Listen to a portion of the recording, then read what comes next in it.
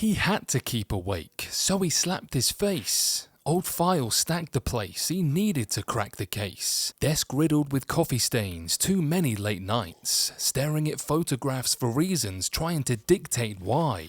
Lighting another cigarette, this case seemed hopeless. Only link he had noticed was all the victims were homeless. The next morning had broken. Peters was face down at his desk. Another night wasted, he looked down at his pillow of mess. His superior wasn't impressed and it found him suspended, so Peters took advantage of the opportunity presented. He dressed down in torn jeans, displaying his raw knees, and trusted a friend with his home, handing him the keys. A few days had passed. Peters sat, head in his hands. Boredom had set in, the lack of progress had ruined his plans. A man came over, old and frail, masked in an alcoholic stench. He looked at Peters with eyes of wisdom, joining him on the bench. Hey there, young sir. People like us make the world bleed. We consume things. Here, you can help me with this bird feed. He gave Peters a handful of seeds and bits to feed the birds, then threw his first, sharing the bag as they both took turns. Not much was said, but he learned of a man known as Crow who handed the bags of seeds out for the local residents to throw.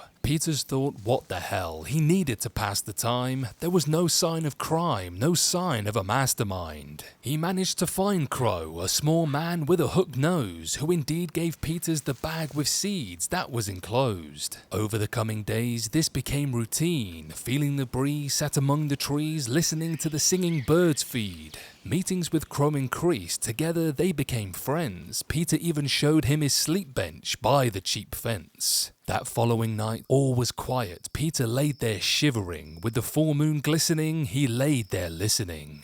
His heart started pounding. Was that the sound of twigs snapping? He bolted up but was hit hard before he saw what was happening. The world went blank. Muffled screams rose all around him, his ribcage beating as his heart inside carried on pounding.